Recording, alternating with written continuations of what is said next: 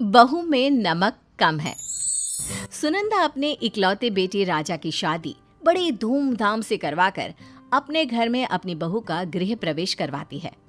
और करवाए भी क्यों ना, आखिर इसकी प्यारी और इकलौती बहू जो थी नीलम।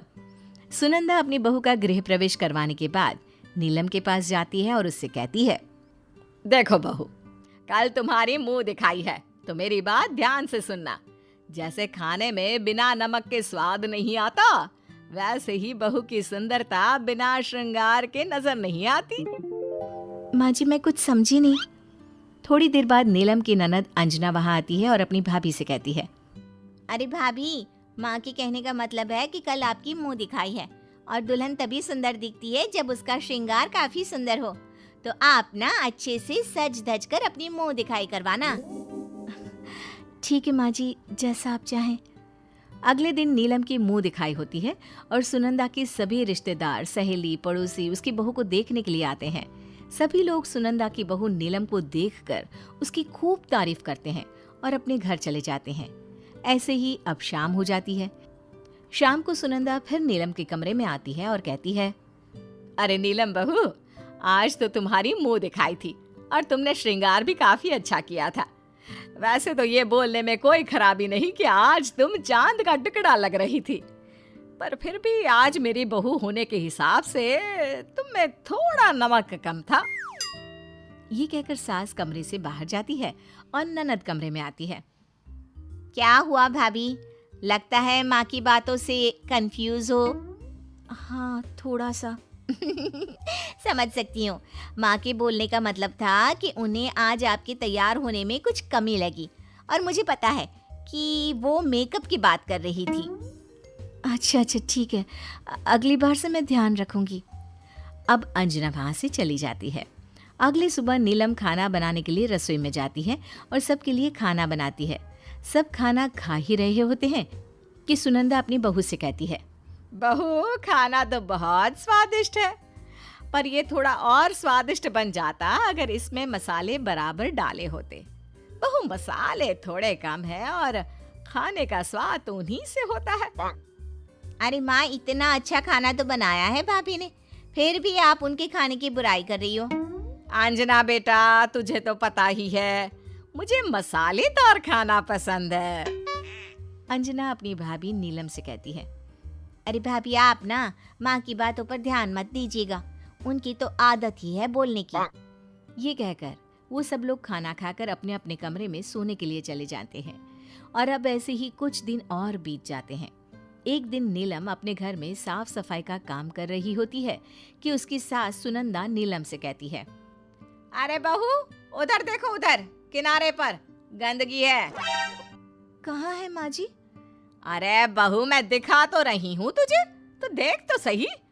तू ना कभी भी एक काम सही से नहीं कर सकती, हर काम में कोई ना कोई कमी छोड़ ही देती है। तभी तो मैं बोलती हूँ कि बहू में नमक कम है। ये कहकर सुनंदा अपनी बहू के साथ अपनी ही बातों पर ठहाके मार कर हंसने लगती है, क्योंकि अब नीलम को अपनी सास की आदतों का पता चल चुका था और वो ये जान चुकी थी कि सुनंदा को खुश कर पाना बहुत मुश्किल है। इसलिए इससे तो अच्छा यही होगा कि वो अपनी सास की हाँ में हाँ कर दे और सुनंदा की तकिया कलाम बहू में नमक कम है के साथ रहने की आदत डाल ले। फिर क्या था, अब नीलम को भी इन सब चीज की आदत पड़ चुकी। देखते देखते कुछ साल गुजर जाते हैं। एक दिन अंजना को देखने लड़के वाले आते हैं और उनके सामने सुनंदा अपनी बहू से कहती है, अरे बहू, हमारे मेहमानों को और कितना इंतजार करना पड़ेगा तुम्हारे हाथ के खाने के लिए। जी माँ जी, बस अभी लाती हूँ। ये कहते ही नीलम मेहमानों के सामने खाना परोस देती है। सब खाना शुरू करते हैं। तब अपनी बहू से सुनंदा कहती है, अरे बहू। इतना सुनते ही नीलम अपनी सास के सामने अलग अलग मसाले और नमक लाकर रख देती है और वहां से चली जाती है। जिसके बाद सुनंदा मेहमानों से कहती है, मेरी बहू सर्वगुण संपन्न है, उसके अंदर सभी गुण है, उसने इस घर को बहुत अच्छे से संभाल रखा है। वो सब बात कर ही रहे होते हैं कि इतने में नीलम वहां कुछ और पकवान लेकर आती है और नीलम को देखकर सुनंदा अपने मेहमानों से कहती है, मेरी बहू खाना तो बहुत अच्छा बनाती है, पर गलतियां बहुत करती है। जैसे बिना नमक के खाने में स्वाद नहीं आता, ठीक वैसे ही जब तक मैं अपनी बहू की किसी काम में मदद ना कर दूं, तब तक वो काम सही से हो ही नहीं पाता। ये सुनकर बेचारी नीलम उदास हो जाती है और फिर से किचन में जाकर काम करने लगती है। नीलम के जाने के बाद एक बार फिर सुनंदा मेहमानों से कहती है, बहू के सामने उसकी तारीफ करना अच्छा नहीं है, इसलिए मैंने ऐसा बोला है। जी हाँ, वो तो बिल्कुल सही है, पर हमारी अंजना भी कम थोड़ी ना है। हाँ, वो बात तो है, आखिर अंजना बेटी किसकी है? अंजना को लड़के वाले पसंद करके चले जाते हैं और अगले महीने अंजना की शादी की तारीख डल जाती है। देखते ही देखते 1 महीना भी बड़ी जल्दी बीत जाता है और अब अंजना की शादी का दिन करीब आ जाता है। अंजना की हल्दी वाले दिन सभी लोग खाना खा रहे होते हैं कि तभी नीलम अपने हाथों में फूलों की माला की थाल लेकर आ रही होती है। इसी बीच बेचारी नीलम का पैर फिसल जाता है और उसके हाथों से फूलों की माला की प्लेट नीचे गिर जाती है। तभी उन सभी मेहमानों में से एक औरत बोल पड़ती है, अरे नीलम बेटी, तुम्हारी सास तुम्हें बिल्कुल सही बोलती है। बहू में नमक कम है, साथ साथ तुम्हारा दिमाग भी कम है। तुम्हारी सास सही कहती रहती है, ना तो तुम खाना ठीक से बनाती हो और ना ही कोई काम ठीक से कर पाती हो। इतना सुनने के बाद नीलम की आंखों में आंसू आ जाते हैं। नीलम को रोता हुआ देखकर उसकी सास सुनंदा को जरा भी अच्छा नहीं लगता और उस औरत से कहती है, ये मेरी बहू है, इसको बोलने का अधिकार भी मेरा है। अरे तुम होती कौन हो इसको कुछ कहने वाली?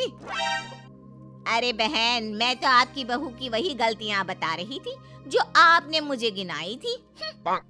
मुझे मेरी बहू की गलतियाँ मत बताओ, मेरी बहू सर्वगुण संपन्न है। सुनंदा को अपनी तरफ से बोलता हुआ देख नीलम को खूब अच्छा लगता है। वो अपनी सास से कहती है, माँ जी, आज आप पहली बार मेरी साइड ले रही हैं। मुझे पता था आप मुझे बहुत प्यार करती हो, आप मेरी आंखों में आंसू नहीं देख सकती, और आज ये देखकर मुझे बहुत अच्छा लग रहा है। अपनी बहू को रोता हुआ देखकर सुनंदा की आंखों में भी आंसू आ जाते हैं।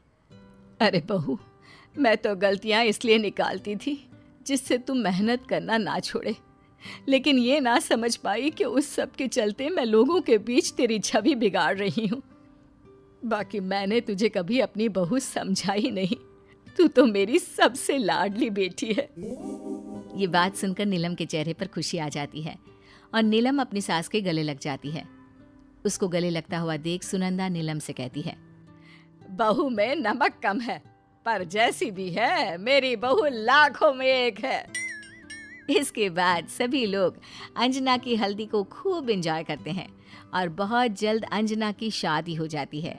अब नीलम भी अपनी सास और उनके तकिया कलाम नमक कम है के साथ खुशी खुशी रहने लगती है।